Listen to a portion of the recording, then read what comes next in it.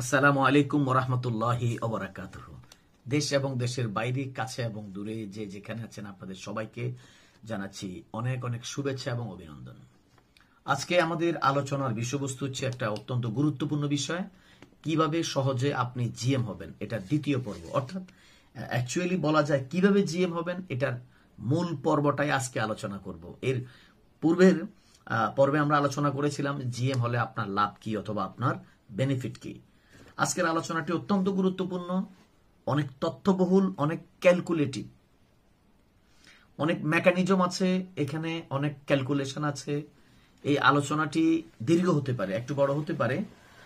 আপনারা মনোযোগ সহকারে, ধৈর্য ধরে মনোযোগ সহকারে আলোচনাটি শুনবেন এবং চেষ্টা করবেন আমি যেভাবে নোট করে নোট থেকে আপনাদের সাথে কথা বলছি আপনারাও এটা নোট করার জন্য, এবং ঠিক নোট অনুযায়ী আপনি যদি ধীরে ধীরে কাজ করেন এবং সেই অনুযায়ী কাজ করেন, ইনশাল্লাহ যেই টার্গেট আপনি নেবেন, যে সময়ে আপনি নেয়ার চেষ্টা করবেন, সেই সময়ের মধ্যেই ইনশাল্লাহ আপনি excellent world agro food and cosmetic লিমিটেডের জেনারেল ম্যানেজার পদবি অর্জন করবেন, অর্থাৎ আপনি জিএম হবেন। যারা আজকে আমার আলোচনা প্রথম শুনছেন তারা আমার এই চ্যানেলটি সাবস্ক্রাইব করে রাখবেন এবং বেল বাটনটি অন করে রাখবেন, পরবর্তী প্রোগ্রামগুলো যাতে আপনি সহজে পেতে পারেন।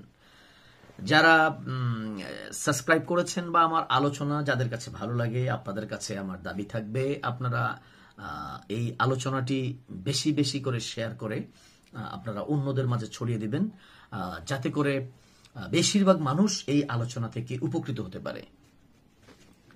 আজকের আলোচনার বিষয় হচ্ছে হাউ টু গেট জিএম বা how to get A easily GM, কিভাবে আপনি জিএম হবেন। তো শুরু থেকে শেষ পর্যন্ত ধৈর্য ধরে মনোযোগ সহকারে শোনার জন্য আপনাদের কাছে আবারও আহ্বান জানাই।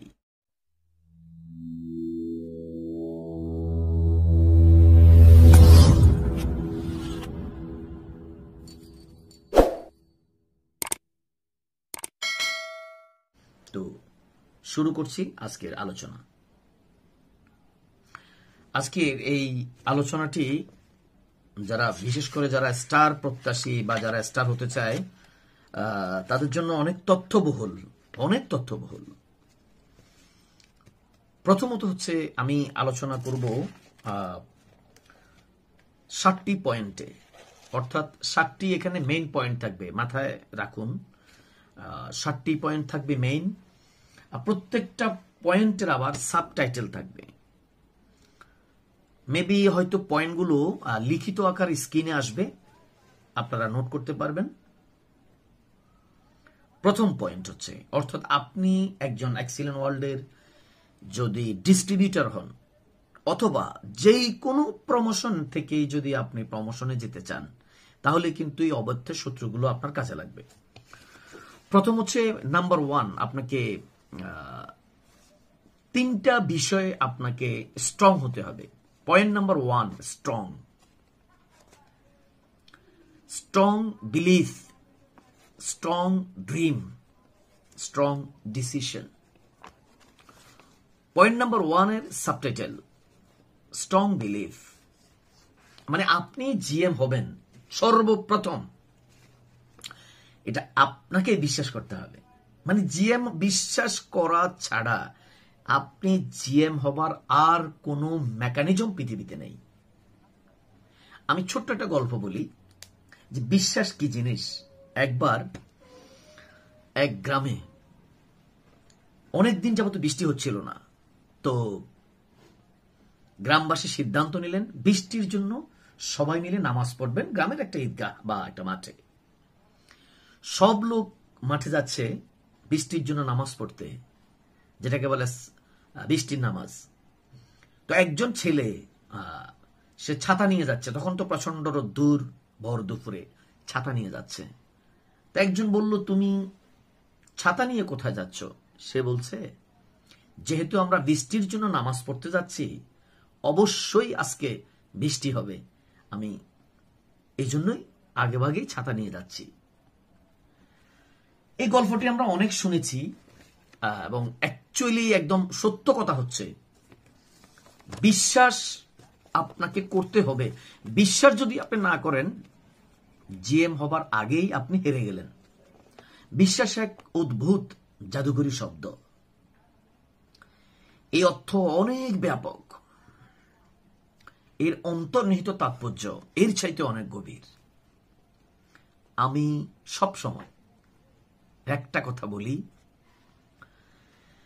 মানুষ যাহা ভাবতে পারে, যাহা বিশ্বাস করতে পারে, এক সময় তাহা অর্জন করতে পারে। কোনো কাজ করার আগে যদি আপনার মনে হয় আপনি পারবেন কিংবা পারবেন না, দুই ক্ষেত্রে আপনার বিশ্বাস সঠিক। মানে আপনি যদি বিশ্বাস করেন আপনি জিএম হবেন, তাহলে সঠিক। আর যদি আপনি বিশ্বাস করেন যে আপনি জিএম কখনোই হবেন না, তাও সঠিক। দুই ক্ষেত্রে আপনি সঠিক।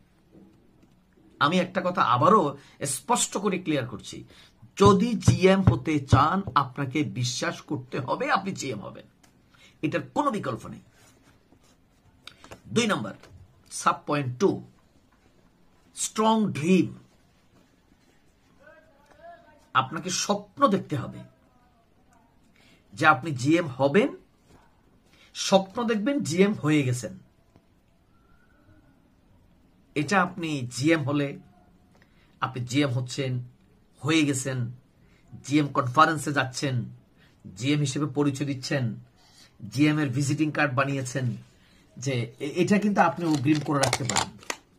যেমন আমি জিএম হবার আগে আমার ভিজিটিং কার্ড বানিয়ে রেখেছিলাম যে আমি জিএম, আমার ভিজিটিং কার্ড আমি আগে বানিয়ে রেখেছি। জিএম হওয়ার পরে সেটা আমি বের করেছি, কিন্তু আমি জিএম হব এটা আমি স্বপ্ন দেখেছিলাম।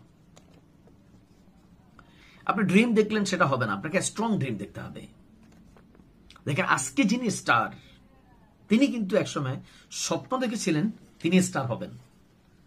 আজকে যিনি জিএম তিনি কিন্তু স্বপ্ন দেখেছিলেন জিএম হবেন। কারণ আপনি জীবনে তাই হবেন যেটা আপনি স্বপ্ন দেখেন। আপনি যেটা স্বপ্ন দেখবেন না, কশ্চিন কালেও সেটা আপনি হবেন না। একটা কথা আছে বাংলায়, মানুষ তার স্বপ্নের সমান বড়। অর্থাৎ মানুষ ততটুকুই বড় যতটুকু তিনি স্বপ্ন দেখেন। একজন বিখ্যাত দার্শনিক বলেছিলেন, গ্রিক দার্শনিক জোহান্স গথে, জার্মান দার্শনিক এবং কবি, তিনি বলেছিলেন, যদি কাল কিছু অর্জন করতে চাও তবে আজ থেকেই স্বপ্ন দেখা শুরু করো। অর্থাৎ আমি আপনাকে বলি, যদি আপনি জিএম হতে চান আজকে থেকেই স্বপ্ন দেখা শুরু করেন, আপনি জিএম হবেন। মনোছবি মনের মধ্যে সেটা গেঁথে নেন এবং অন্তর থেকে গভীরভাবে আপনি বিশ্বাস করেন আপনি জিএম হবেন, ইনশাআল্লাহ আপনি জিএম হবেন। আমাদের অনেক স্বপ্নই আমাদের কাছে অসম্ভব মনে হয়, কঠিন মনে হয়। তারপর যখন আমরা ইচ্ছা শক্তির জোরে এগিয়ে যাই, একটা সময় সে স্বপ্ন পূরণ না হওয়াটাই অসম্ভব হয়ে পড়ে। যদি আপনি ইচ্ছা শক্তির জোরে এগিয়ে যেতে পারেন, স্বপ্ন পূরণ না হওয়াটাই অসম্ভব হয়ে যায়। নাম্বার 3 সাবটাইটেল পয়েন্ট হচ্ছে স্ট্রং ডিসিশন। আপনি ডিসিশন যেহেতু নিয়েছেন জিএম হবে, লক্ষ্য আপনার অটুট থাকবেই। এর মধ্যে আপনি কয়েকটা পয়েন্ট আপনি চিন্তা করেন যে কেন আমি জিএম হওয়ার সিদ্ধান্ত নিলাম। এটার অ্যান্সার আপনার কাছে থাকতে হবে যে জিএম হওয়ার সিদ্ধান্ত আপনি কেন নিয়েছেন। জিএম না হলে এর চেয়ে ভালো কি আপনি হতে পারতেন? জিএম হতে গিয়ে ব্যর্থ হওয়ার কারণগুলো কি হতে পারে এবং ব্যর্থ হওয়ার কারণগুলো চিহ্নিত করে এটা মোকাবেলা বা ডিল করার সম্ভাব্য উপায়টা কি হতে পারে। যদি জিএম হন, ভবিষ্যৎ ফলাফল আপনার কি হবে। এভাবে ধীরে ধীরে আপনার মধ্যে জিএম এর চিন্তার একটা বীজ বপন হবে। আস্তে আস্তে যত বেশি গভীরভাবে আপনি চিন্তা করবেন, এতে আপনার জিএম হওয়ার একটা মানসিক শক্তিও বাড়বে। সেই সাথে একটা কথা মনে রাখবেন, বেশিরভাগ মানুষই শেষ পর্যন্ত টিকে থাকতে পারে না। এটাও আপনাকে আমি অগ্রিম ক্লিয়ার করে দেই। আপনি যাতে মানসিক শক্তি এখন থেকে সঞ্চয় করেন এবং শেষ পর্যন্ত টিকে থাকার সিদ্ধান্ত গ্রহণ করতে পারেন। আমি আমাদের মাননীয় ব্যবস্থাপনা পরিচালক আনোয়ার হোসেন রয়েল রানার একটা কথা বারবার বলি যে উনি সবসময় আমাদেরকে শপথ করেন, সবাই যেটা পারে আমিও সেটা পারি। আপনিও আমার সাথে সাথে বলেন, সবাই যেটা পারে আমিও সেটা পারি। কেউ যেটা পারে আমি সেটাও পারি, আর কেউ যেটা পারে না আমি সেটাও পারি। সবাই যেটা পারে আমিও সেটা পারি, কেউ যেটা পারে আমি সেটাও পারি, আর কেউ যেটা পারে না আমি সেটাও পারি। অর্থাৎ সিদ্ধান্ত নিয়েছি আমি জিএম হব, আমি জিএম হব, আমি জিএম হবই। Point number 2, ইন্ডিভিজুয়ালনেস। আপনার মধ্যে একটা আত্মনির্ভরশীলতা তৈরি করতে হবে। সম্মানিত সেলস অফিসার, মার্কেটিং অফিসার এবং এজিএম স্যার, আপনি যদি জিএম হতে চান আপনাকে অবশ্যই ইন্ডিভিজুয়ালনেস তৈরি করতে হবে। আপনার মধ্যে যদি এই ধারণাটা থাকে যে আপনি কোনো একজন অফলাইনের স্টারের সেটআপমেন্টে আছেন, আপনাকে উনি স্টার হওয়ার জন্য আপনাকে জিএম বানাবেন আর আপনি সিস্টেমে জিএম হয়ে যাবেন, একদম বিলকুল জুট হ্যায়। এটা একদম মিথ্যা কথা, জুট কথা। জিএম আপনার প্রয়োজনে আপনাকে হতে হবে। আপনার ভিতরে আত্মনির্ভরশীলতা, সেলফ ডিপেন্ডেন্সি বা ইন্ডিভিজুয়ালনেস তৈরি হওয়ার জন্য 3টা বিষয় লাগবে। নাম্বার 1, আপনার সেলফ স্কিল, যেটাকে বলি প্রফেশনাল স্কিল, পেশাগত দক্ষতা।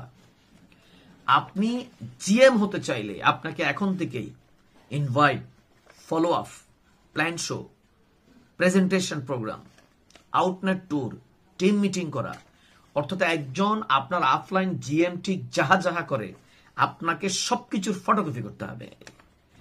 যদি আপনি সবকিছুর ফটোকপি করতে পারেন তাহলে আপনার জিএম হওয়াটা নিশ্চিত। 2 নম্বরে, আপনার মধ্যে ক্যারিজ অথবা সাহস থাকতে হবে। মানে আপনি জিএম হবেন এটা আপনার বিশ্বাসই হয় না, আপনি স্বপ্ন দেখেন, আপনার সাহসে কুলায় না, আপনার কাছে মনে হয় যেন মানে হবেন না, তাহলে কোনোদিন আপনি জিএম হতে পারবেন না। অথবা আপনি জিএম হতে চান কিন্তু আপনি অনেক কিছু মোকাবেলা করার ক্যাপাসিটি আপনার কাছে আপনি তৈরি করতে চান না বা ইচ্ছা করে করেন না, তাহলে আপনি হবেন না। আপনার পরিবার নেগেটিভ হতে পারে, আপনার আত্মীয় স্বজন, আপনার পরিবার, আপনার সোশ্যাল সারাউন্ডিং বা যেই পরিবেশে আপনি থাকেন সেই পরিবেশের আপনাকে অ্যাটাক করতে পারে, নেগেটিভ করতে পারে, এবং বিভিন্ন ধরনের প্রশ্ন কোম্পানি সম্পর্কে এবং কোম্পানির ফিউচার বা ভবিষ্যৎ সম্পর্কে প্রশ্ন করে আপনাকে বিভ্রান্ত করতে পারে। সেই প্রশ্নের উত্তর দেওয়ার জন্য এবং কোনো নেগেটিভ থাকলে সেই পরিবেশকে কাটিয়ে সঠিক জবাব দেওয়ার জন্য দুঃসাহস বা সৎসাহস আপনার থাকতে হবে। আপনি জিএম হতে চাইলে বড় একটা টিম আপনাকে লিড দিতে হবে। এই টিমের মেনি কাইন্ড অফ পিপলস এর মেনি কাইন্ড অফ প্রবলেম আপনাকে সলভ করতে হবে। কারো কারো পরিবার, আপনার মতো অন্য কারো পরিবারেও কোনো নেগেটিভ প্রশ্ন আসতে পারে এবং সেই নেগেটিভ প্রশ্ন, প্রবলেমগুলো আপনাকেই মোকাবিলা করে আপনাকে এগিয়ে যেতে হবে। নাম্বার 3 সাব পয়েন্ট, সেটা হচ্ছে ভিশন ক্লিয়ার। অ্যাকচুয়ালি আপনার ভিশন ক্লিয়ার থাকতে হবে, ক্রিস্টাল ক্লিয়ার। আমি যেটাকে বলি মনোছবি। কোথায় যাবেন জিএম, কেন যাবেন যেটা আমি প্রথম পর্বে আলোচনা করেছি, কিভাবে যাবেন যেটা আজকে আলোচনা করব, এবং কি কি পাবেন যেটা আপনি অ্যানালাইসিস করেন, ক্যালকুলেশন করবেন। ভিশন ক্লিয়ার থাকবে। আগামী 1 বছর আপনি কতটুকু অবস্থানে যাবেন, আগামী 5 বছর কতটুকু অবস্থানে যাবেন, আগামী 10 বছর কোথায় যাবেন, আপনার জীবনটা কেমন হবে, আপনার লাইফ স্টাইল কি হবে, কি করতে যাচ্ছেন আপনি, আপনার জীবনের একটা প্রতিচ্ছবি, আপনি যেটা ছবি বা নাটক শুরুর আগে যেমন আপনি একটা ক্লিপ, ফার্স্ট ইন্ট্রোডাকশন একটা ক্লিপ এখন দেয়া হয় যে কি কি আছে সেখানে, এটার একটা আপনার জীবনের একটা প্রতিচ্ছবি আপনার কাছে থাকতে হবে। এই ভিশন যার ক্লিয়ার নেই, এই জন্য আপনাকে বেশি বেশি করে ভিশন ক্লিয়ার ট্রেনিংটা করতে হবে। তাহলে আপনার জিএম হওয়ার জন্য অবশ্যই আপনাকে কমপক্ষে 5 টাইম ভিশন ক্লিয়ার ট্রেনিং করতে হবে। Number 3 main point, invest. অনেকগুলো জায়গায় আপনাকে ইনভেস্ট করতে হবে।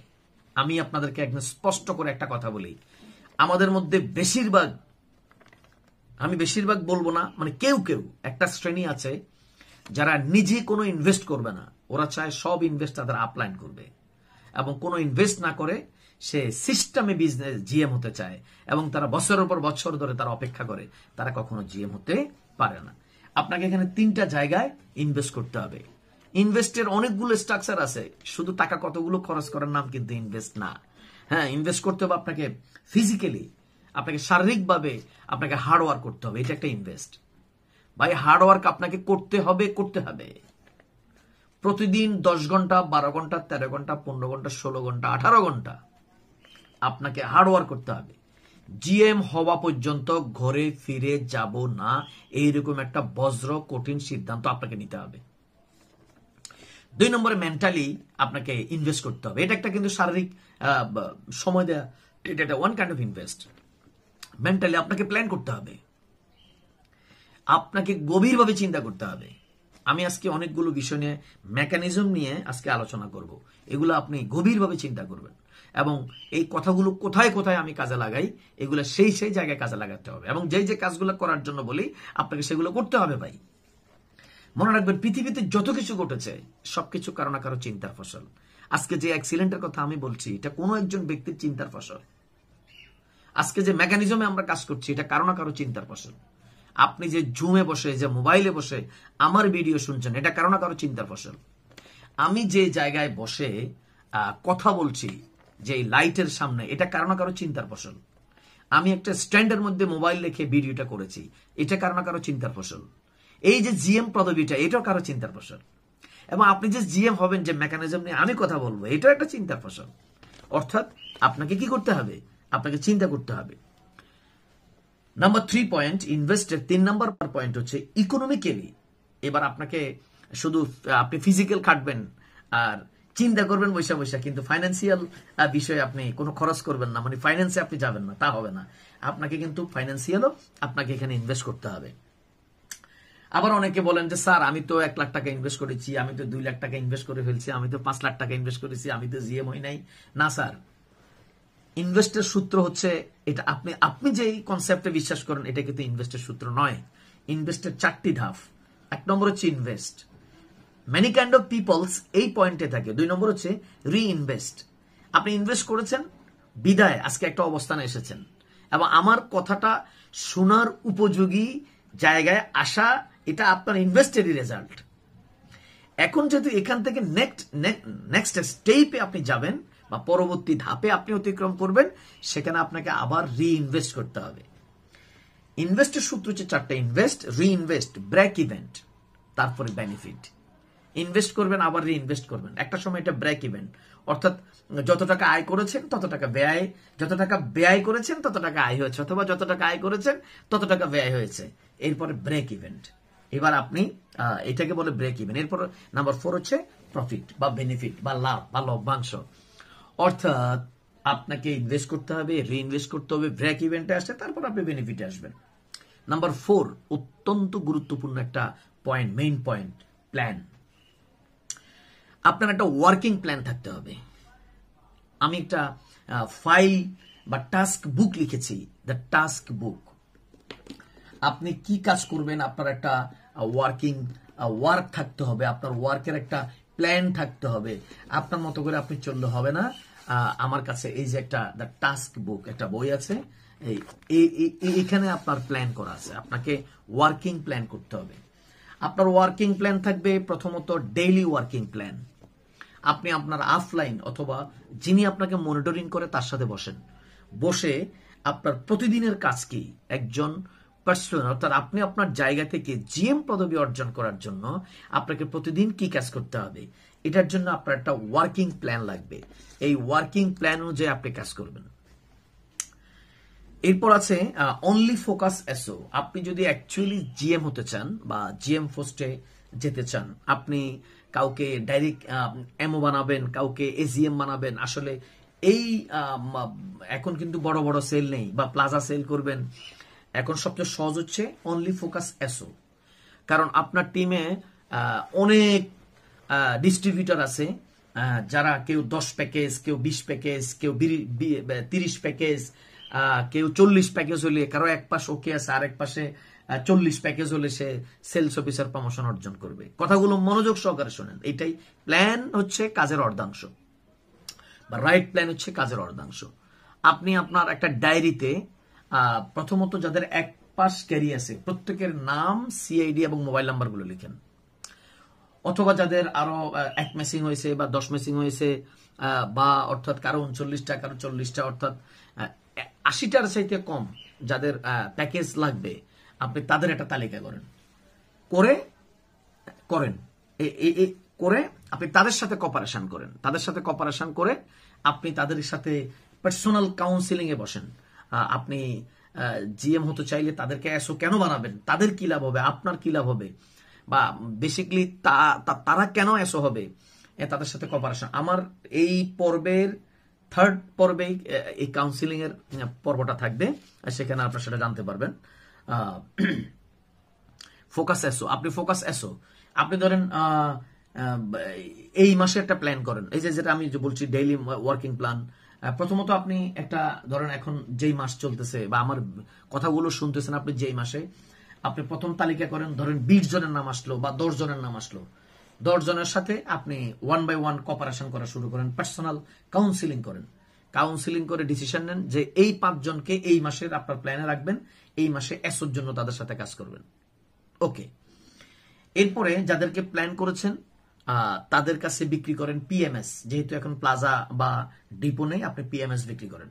এই জন্য একজন ব্যক্তি পিএমএস নিলে তার কি লাভ হবে, কেন পিএমএস নেবে, পিএমএস এর বেনিফিট কি, এটাও আপনাকে ভালোভাবে জানতে হবে। যে স্কিলের কথা বলা হয়েছে, আপনাকে খুব ভালোভাবে জানতে হবে পিএমএস এর বেনিফিট কি, এসওর বেনিফিট কি। এটারও আমি নেক্সট পর্বগুলোতে আমি নিয়ে আসতেছি। 4 নম্বর পয়েন্ট হচ্ছে প্ল্যানের। 2 নম্বর পয়েন্ট হচ্ছে টিম বিল্ডিং প্ল্যান।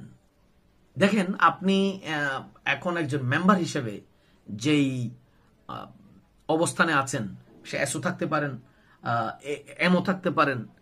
আপনি আপনার টিমটাকে, আপনার 2 পাশের লিডারদেরকে নিয়ে আপনি যদি টিমটাকে বড় করার জন্য প্ল্যান করেন, আপনি এভাবে আপনার লাইন 1 এবং লাইন 2, অর্থাৎ আপনার টিমটা বড় করতে হবে। এবং টিম যে জায়গায় আছে এখান থেকে টিমের ইউপি বৃদ্ধি করতে হবে। কারণ আপনার টিম বড় করতে হলে সেলসের জন্য প্রচুর লোক দরকার, সেলসের জন্য নতুন লোক দরকার। সেখানে যদি আপনি ইউপি কন্টিনিউ না করেন, তাহলে কিন্তু আপনার কি হবে না, আপনার টিম কখনো বড় হবে না। আপনার টিম বিল্ডিং করতে গেলে আপনাকে জিএম হওয়া পর্যন্ত নিজ উদ্যোগে যেই জায়গায় আপনার টিমগুলো আছে, আপনি টিমটাকে মানে আলাদা করেন, যে অনেকগুলো পয়েন্টে ভাগ করেন, যে যেখানে একজন নতুন জায়গায় আপনার লোক আছে, সেটা একটা পয়েন্ট, নতুন একজন ভালো লিডার জয়েন করেছে, সেটা একটা পয়েন্ট। এরকম 8-10টা পয়েন্ট বা ইউনিটে আপনার টিমটাকে বিভক্ত করেন। টিমটাকে ইউনিটে বিভক্ত করে প্রত্যেক ব্যক্তিকে একটা ইউনিট বানিয়ে এবং প্রত্যেককে তাদের সেলফ ডেভেলপমেন্ট, অর্থাৎ তাদের বিজনেস ডেভেলপমেন্টের জন্য আপনি প্ল্যান করুন। কেউ এসও থেকে এমও হবে, কেউ এমও থেকে, যিনি এসও থেকে এমও হবে তাকেও তার টিমেও ফোকাস দেওয়ার জন্য এসও প্ল্যান এবং পিএমএস প্ল্যান।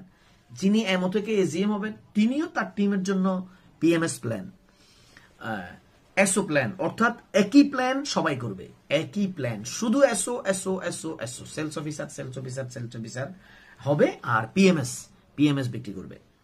টিমটাকে যদি আপনি বড় করতে চান, তাহলে আপনার প্রচুর পরিমাণ ইউপি লাগবে, নিজ দায়িত্বে আপনাকে ইউপি করাতে হবে।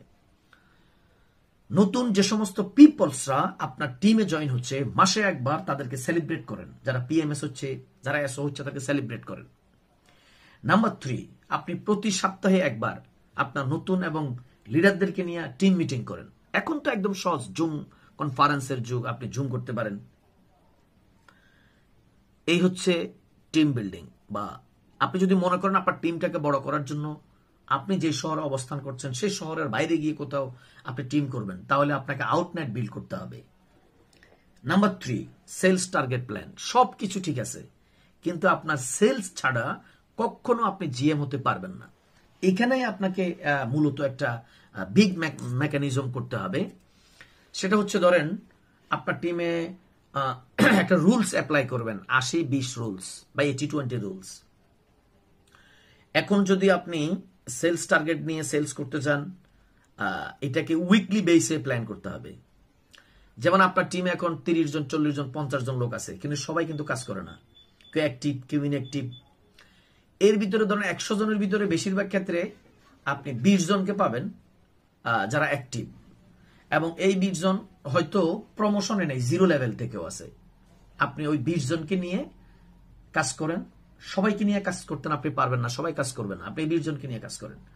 20 জনকে নিয়ে আপনি আলাদা করে একটা ইউনিটি করেন, 20 জনকে নিয়ে আপনি টিম মিটিং করেন এবং 20 জনের প্রত্যেককে আপনি সেলসের একটা টার্গেট দেন।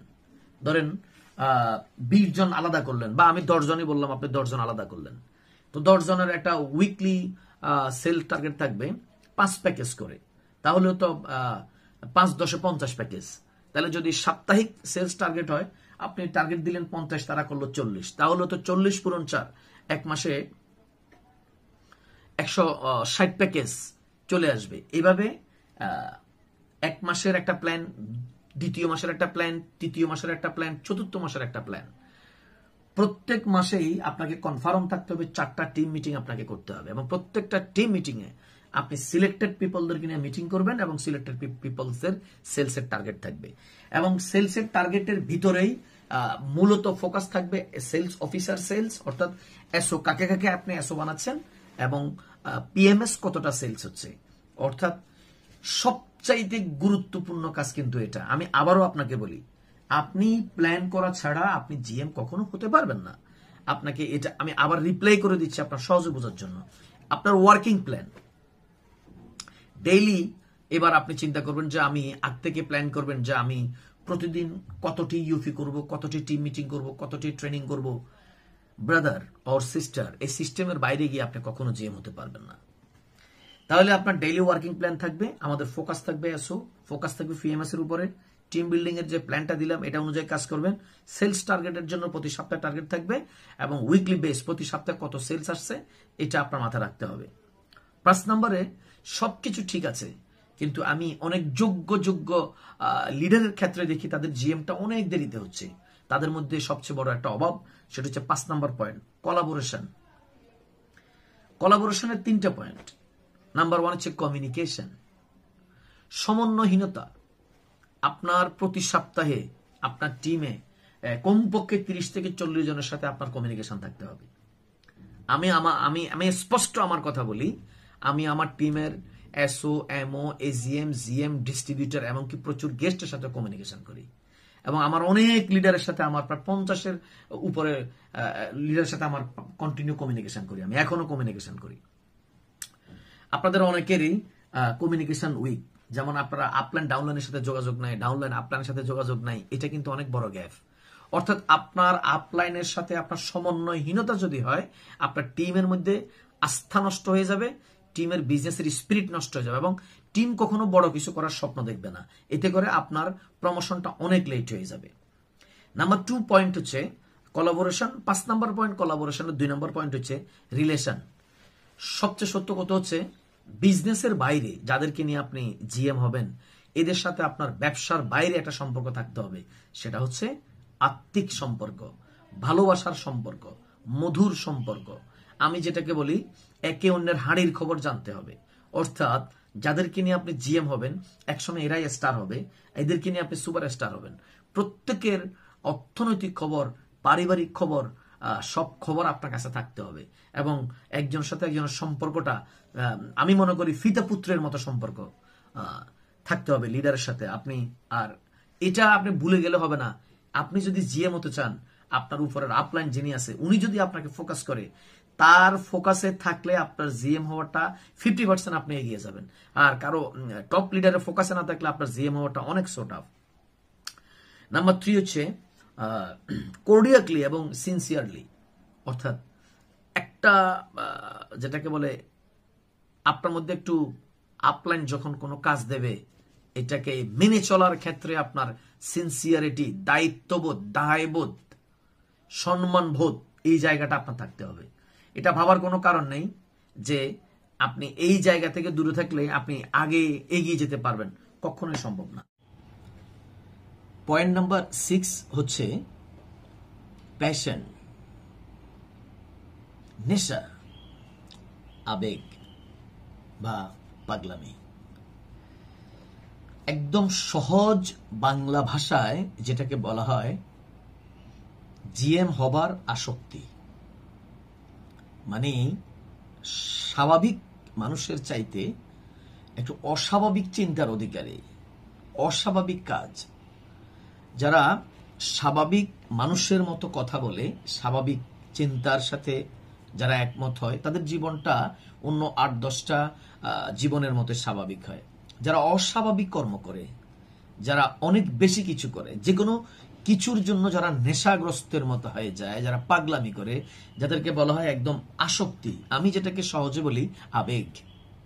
আপনাকে জিএম হবার জন্য আবেগ থাকতে হবে, অনুরাগ থাকতে হবে, আপনার ওটার মধ্যে নেশা থাকতে হবে। মানে আমি আর কিচ্ছু বুঝি না, এটা আমাকে হতেই হবে।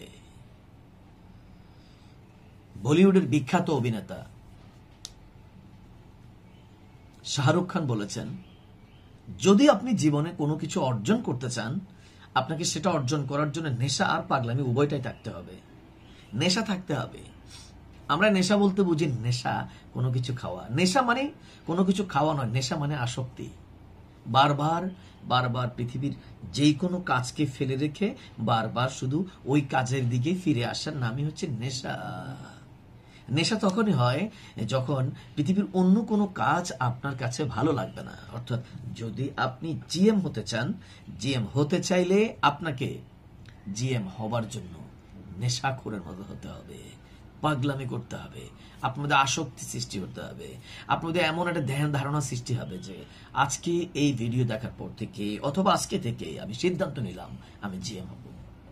এবং জিএম হওয়া অবধি, জিএম না হওয়া পর্যন্ত আমি অন্য কোনো কাজ করব না, অন্য কোনো মেকানিজম করব না, অন্য কোনো প্ল্যান করব না, বা অন্য জায়গায় সাকসেস হওয়ার জন্য আমি ট্রাই করব না।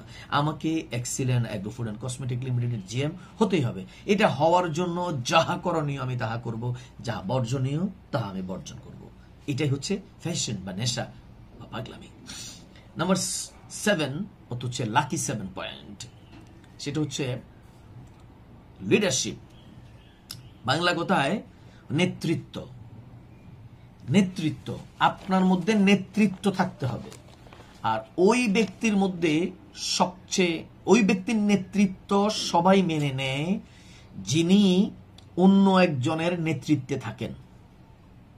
অর্থাৎ আপনি যদি একজন ভালো লিডার হতে চান বা জিএম হতে চান, আপনার ভেতরে লিডারশিপ কোয়ালিটি যদি আপনি তৈরি করতে চান, অর্থাৎ আপনি যদি চান যে আপনার টিমের প্রত্যেকটা লোক আপনার কথা শুনুক, তাহলে আপনার মধ্যে কিছু পয়েন্ট থাকতে হবে।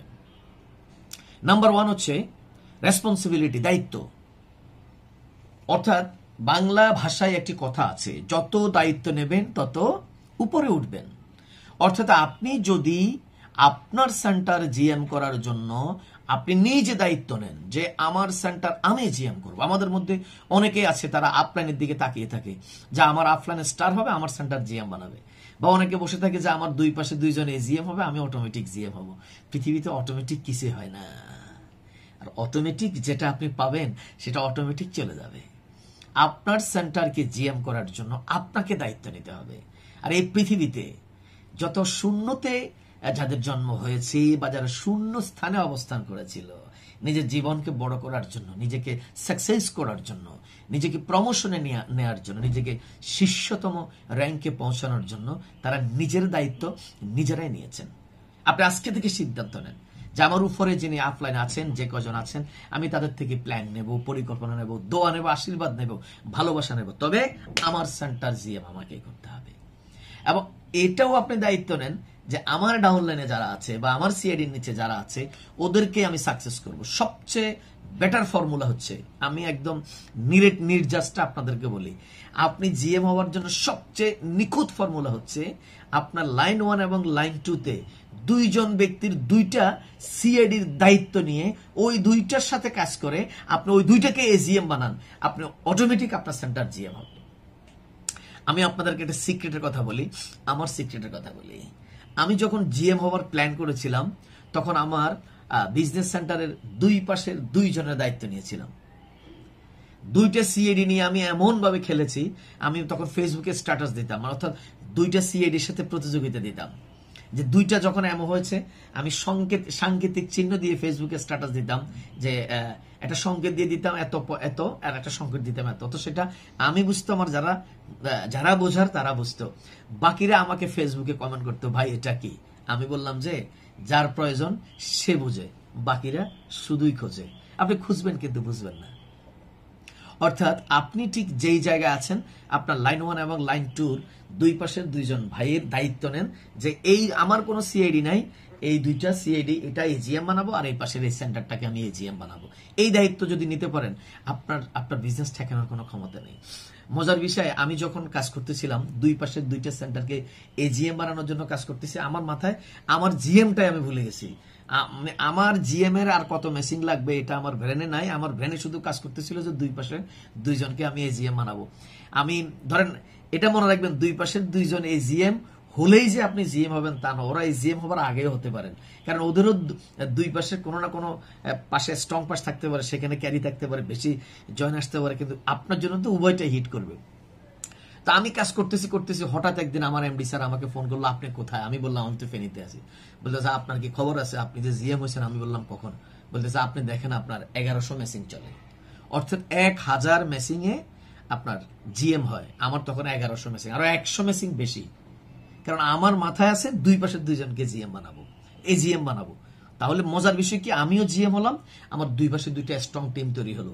এতে করে আপনি জিএম হওয়ার পরে আপনার মেশিন আর কখনো বন্ধ হবে না। এবার যে দুইটা সেন্টারকে আপনি জিএম বানিয়েছিলেন, এজিএম বানিয়েছিলেন, এবার আপনি ওই দুইটা সেন্টার নিয়ে আবার যুদ্ধে নামেন, তাদেরকে জিএম বানাবেন।